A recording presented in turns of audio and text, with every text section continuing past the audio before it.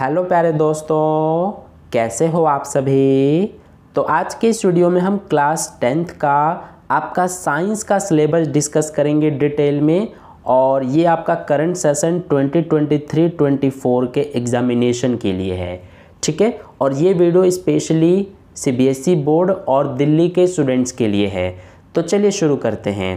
तो देखिए, एक और बात मैं आपको सबसे पहले बता देता हूँ कि अगर आप दिल्ली के स्टूडेंट हैं तो आपके स्कूल में सबसे पहले आपका मिड टर्म एग्ज़ाम होगा, उसके बाद आपका प्री बोर्ड एग्ज़ाम होगा, फिर उसके बाद आपका लास्ट में फाइनल बोर्ड एग्ज़ाम होगा। तो सबसे पहले जो आपका मिड टर्म एग्ज़ाम होगा, तो मिड टर्म एग्ज़ाम का सिलेबस आपको पता होना चाहिए, यानी कि मिड टर्म एग्ज़ाम में साइंस में से कौन कौन से चैप्टर्स आएंगे वो आपको पता होना चाहिए। तो इसीलिए सबसे पहले मैं आपको मिड टर्म एग्ज़ाम का सिलेबस बताऊंगा, फिर उसके बाद आपको मैं प्री बोर्ड एग्ज़ाम का सिलेबस बताऊंगा और फिर इसके बाद मैं आपको फाइनल बोर्ड एग्ज़ाम का सिलेबस भी बता दूंगा इसी वीडियो में, आप टेंशन मत लेना। तो चलिए शुरू करते हैं। तो देखिए, सबसे पहले मैं आपको मिड टर्म एग्ज़ाम का सिलेबस बताने जा रहा हूं। तो आपके मिड टर्म एग्ज़ाम में सबसे पहले जो आपका चैप्टर नंबर 1 है, केमिकल रिएक्शंस एंड इक्वेशंस, यानी कि रासायनिक अभिक्रिया एवं समीकरण। तो ये वाला चैप्टर आपके मिड टर्म एग्ज़ाम में आएगा। इसके बाद नेक्स्ट आपका जो चैप्टर नंबर 2 है, एसिड बेसिस एंड साल्ट्स, यानी कि अम्ल, क्षारक एवं लवण। तो आपका ये वाला चैप्टर नंबर 2 भी मिड टर्म एग्ज़ाम में आएगा। फिर इसके बाद आपका है next chapter number 3, metals and non metals, यानी कि धातु और अधातु। तो ये चैप्टर नंबर 3 भी आपके मिड टर्म एग्ज़ाम में आएगा। इसके अलावा एक और इम्पोर्टेंट बात आप सब सुन लेना कि जैसे कि आपको पता चल चुका होगा कि जो आपका न्यू एडिशन की बुक हैं एनसीईआरटी की, जो मार्केट में न्यू एडिशन की बुक आई हैं, तो जो पुराने एडिशन की बुक है उनके कंपैरिजन में न्यू एडिशन की बुक में थोड़ा सा चेंजेस किया गया है, यानी कि रैशनलाइज किया गया है। तो इसीलिए अगर आपके पास न्यू एडिशन वाली बुक है तो वेल एंड गुड, आपको जो जो न्यू एडिशन वाली बुक में है वो सब आपको पढ़ना है।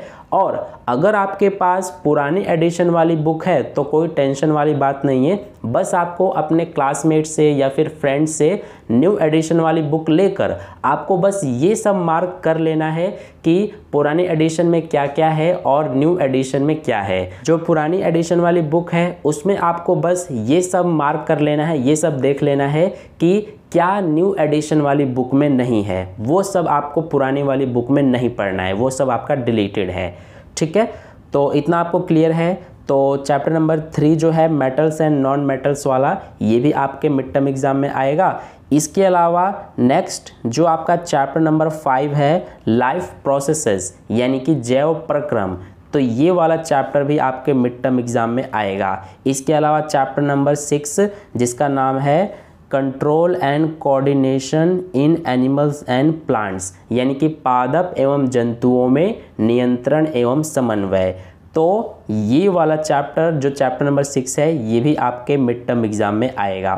फिर इसके बाद नेक्स्ट आपका है चैप्टर नंबर 13, आवर एनवायरनमेंट, यानी कि हमारा पर्यावरण। तो ये चैप्टर नंबर 13 भी आपके मिड टर्म एग्ज़ाम में आएगा। इसके अलावा chapter number 9, light reflection and refraction, यानी कि प्रकाश परावर्तन तथा अपवर्तन। तो ये वाला चैप्टर भी आपके मिड टर्म एग्ज़ाम में आएगा, ठीक है।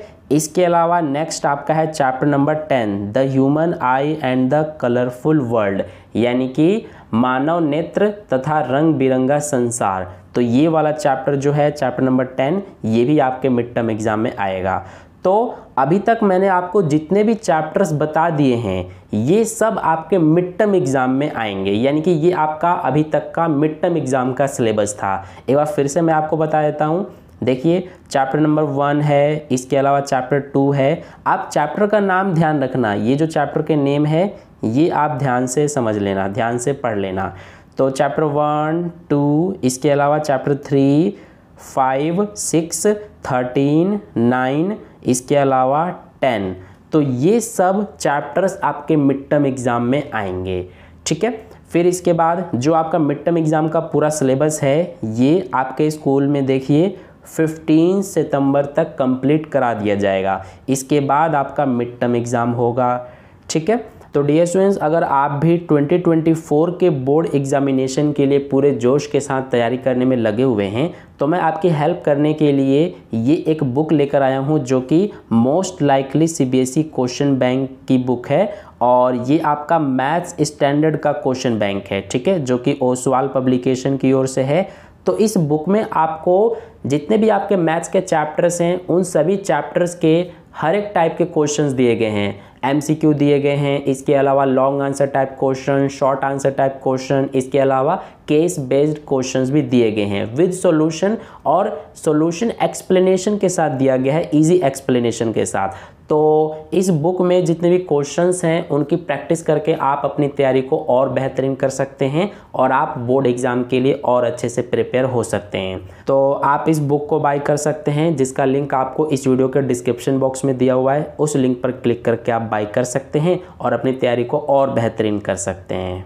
अब मैं आपको बताने जा रहा हूँ कि आपका प्री बोर्ड और जो बोर्ड एग्ज़ाम होगा उसका सिलेबस क्या है।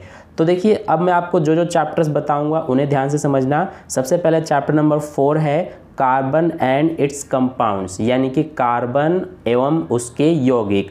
तो ये वाला चैप्टर जो है ये आपका प्री बोर्ड और फाइनल बोर्ड एग्जाम में आएगा, यानी कि आप ये अच्छे से समझ लो कि जो आपका प्री बोर्ड और फाइनल बोर्ड एग्जाम है दोनों का सिलेबस सेम है, ठीक है।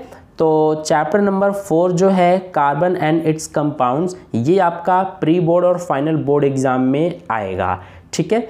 इसके अलावा नेक्स्ट देखिए चैप्टर नंबर 11 इलेक्ट्रिसिटी यानी कि विद्युत। इसके अलावा chapter number 12 magnetic effects of current यानी कि विद्युत धारा के चुंबकीय प्रभाव। इसके अलावा चैप्टर नंबर 7 रिप्रोडक्शन यानी कि जनन। इसके अलावा chapter number 8 heredity and evolution यानी कि आनुवांशिकता, ठीक है। आनुवांशिकता एवं जैव विकास वाला जो चैप्टर है इसका अब जो नाम है वो सिर्फ हेरिडिटी है, ठीक है। तो चैप्टर नंबर 8 ये भी आपके प्री बोर्ड और फाइनल बोर्ड एग्जाम में आएगा।